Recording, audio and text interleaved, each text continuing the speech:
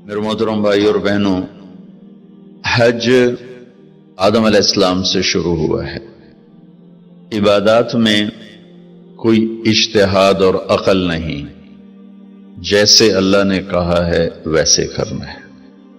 نماز اپنی عقل سے ہم معلوم نہیں کر سکتے، روزہ ہے، حج ہے۔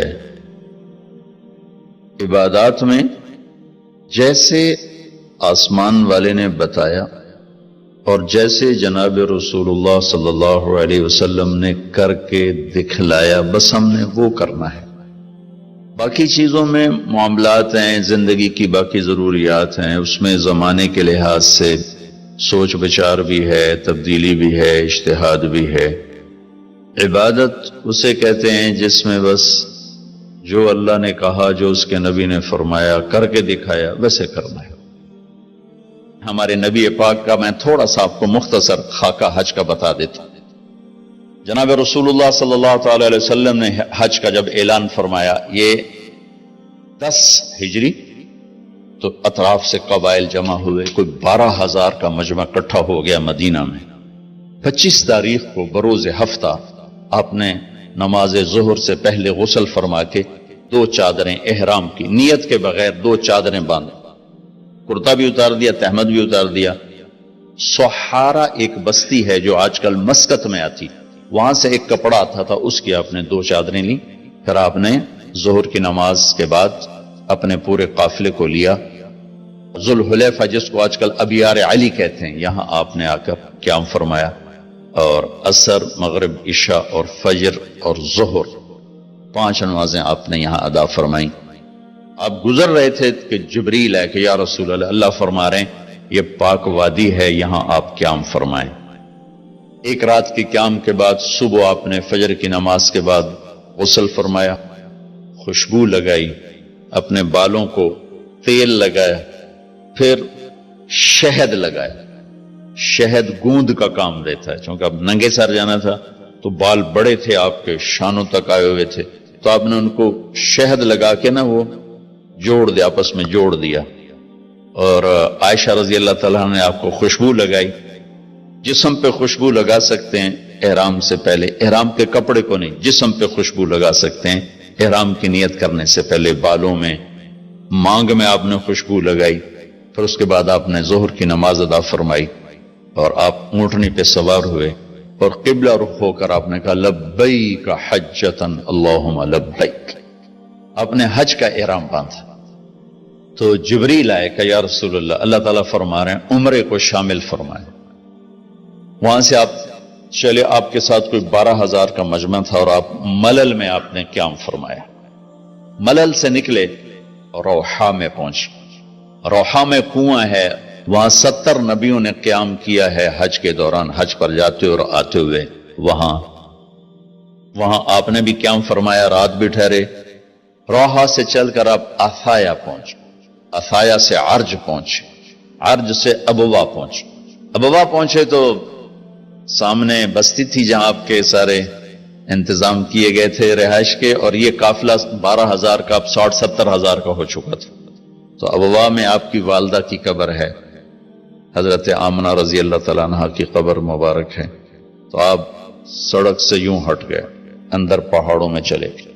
اکثر مجمع تو نیا تھا، انہیں نہیں سمجھ میں آیا کہ اللہ کے نبی اندر کہاں جا رہے ہیں۔ چندے کو پتا تھا کہ آپ کہاں جا رہے ہیں، تو آپ چلتے چلتے چلتے چلتے چلتے ایک جگہ اپنے اونٹنی کو بٹھایا، کوئی وہ 70-80 فٹ اونچا پہاڑ ہے، تو وہاں سے آپ اوپر چڑھے۔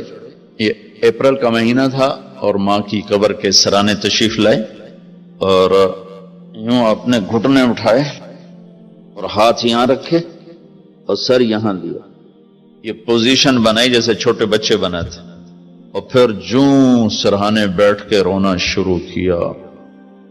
صدمہ تو چند دنوں بعد بھول جاتا، میں اب اپنی ماں کے یاد میں رونا بھی چاہوں تو رونا نہیں آتا، اپنے باپ کی یاد میں رونا بھی چاہوں تو رونا نہیں آتا۔ اور میرے نبی کو 57 برس گزر چکے تھے ماں کے گئے ہوئے، تو وہ 57 سال پرانا درد ابھی زخم بھرا نہیں، آپ اس پوزیشن میں بیٹھے اور اتنا روئے کہ سارا رواں آپ کا آنکھ بن کے رو رہا تھا، اور ساری داڑھی آپ کی آنسوں سے تر ہو گئی، اور آپ نے آگے جانے سے انکار کر دیا کہ میں آج رات اپنی ماں کے پاس ٹھہروں گا۔ آپ نے رات وہیں گزاری۔ کیا رات تھی! ابواس سے چلے تو آپ عصفان پہنچے۔ عصفان تھے تو آپ نے کہا ابوبکر یہ کون سی جگہ ہے؟ کہا جو عصفان۔ کہا میں دیکھ رہا ہوں ہود اور صالح علیہ السلام گزر رہے ہیں اس وادی سے، لبیک کہتے ہوئے حج کو جا رہے ہیں۔ عصفان سے آپ مر الزہران پہنچے، پھر وہاں سے آپ صرف پہنچے، پھر وہاں سے آپ تنعیم پہنچے۔ تنعیم میں آپ نے احرام کی چادروں کو تبدیل فرمایا، جو 2 چادریں مدینہ میں زیب تن فرمائی تھی، تنعیم اتار کر 2 نئی چادر اسی کپڑے کی۔ پھر مکہ کے ٹاپ سے آپ انٹر ہوئے اور بیر زی طوا کے کنویں پر آ کر آپ نے قیام فرمایا۔ یہ ہے اتوار کی رات، 25 کو چلے اور 4 کی رات کو، یہ مہینہ 29 کا تھا، تو 4 کی رات کو آپ مکے پہنچ گئے۔ اتوار کو صبح آپ نے غسل کیا، خالی پانی بہایا اور عمرہ کے لیے تشریف لے گئے۔ صفا مروہ کی طرف سے آپ پہنچے، بابو بنی شیبہ کے سامنے آپ نے اونٹنی کو بٹھایا تو بنو ہاشم خاندان کے بچے آ گئے، ان سب کو آپ ملے، کئیوں کو اونٹنی پہ بٹھا لیا، کئیوں کو پیار کیا، گلے لگایا، پھر ان سب سے ہو کر بابو بنی شیبہ، یہ بابو بنی عبد مناف تھا، آپ کے خاندان کا دروازہ تھا، اس سے آپ انٹر ہوئے، اور جب آپ فارغ ہوئے تو بابو بنی مخزوم سے آپ باہر نکلے۔ آپ نے جاتے ہی حجر اسود کا بوسہ لیا، پھر سجدہ کیا، پھر بوسہ لیا، پھر سجدہ کیا، پھر بوسہ لیا، پھر سجدہ کیا، پھر آپ رونے لگے، بہت روئے۔ اس کے بعد آپ طواف شروع فرمائے۔ تیسرے یا چوتھے چکر میں آپ نے پانی بھی پیا، اور حضرت عمر سے فرمایا کہ عمر حجر اسود کے بوسے پہ لڑائی نہ کرنا، جگہ ملے تو لے لینا، جھگڑا نہ کرنا، جیسے ہمارے نادانی میں لوگ وہاں عورتیں بھی ایسی حماقت کرتی ہیں کہ ایک سنت عمل کے لیے فرض چھوڑ دیتے کہ مرد عورت کا یوں آپس میں اختلاط، یہ اس سے بچنا فرض ہے، اور وہ ایک سنت کے لیے گھس رہی اور لڑائی جھگڑے فساد، قریب بھی نہیں جانا چاہیے۔ اللہ کے نبی نے استلام کیا، جب رش ہو گیا تو آپ کے پاس ایک لکڑی تھی، وہ دور سے یوں لکڑی کو لگا کر اور اس کا بوسہ لے لے۔ پہلا آپ نے بوسہ لیا، اس کے بعد رش ہو گیا تو پھر آپ نے ہر دفعہ بوسہ ایک دفعہ بوسہ لیا، اس کے بعد آپ کے پاس ایک لکڑی تھی، اس لکڑی کو آپ یوں چھوتے تھے اور حجر اسود کو، اور اس کا بوسہ لے لیتے تھے۔ بوسہ صرف ایک دفعہ، پھر جب آپ نے 2 نفل پڑھ لیے اور تشریف لے گئے صفا مروہ کے لیے تو پھر حجر اسود کا بوسہ لیا، اور آپ نے جا کر صفا مروہ پہ 7 چکر پورے کیے۔ بعض روایت میں ہے کہ 3 چکر پیدل کیے، پھر مجمع زیادہ ہو گیا تو 4 اونٹنی پر بیٹھ کر گیا تاکہ لوگ دیکھ لیں۔ اس کے بعد آپ نے اعلان فرمایا کہ بھئی جن کے پاس قربانی کا جانور نہیں ہے وہ احرام کھول دو۔ تو صحابہ نے کہا یا رسول اللہ آپ کھولیں، تو آپ نے فرمایا کہ میرے پاس قربانی کا جانور ہے، ابو بکر کے پاس، عمر، زبید، طلحہ یہ نہیں کھولیں گے جو کہ ان کے پاس بھی قربانی کا جانور ہے، باقی جن کے پاس نہیں کھول دو۔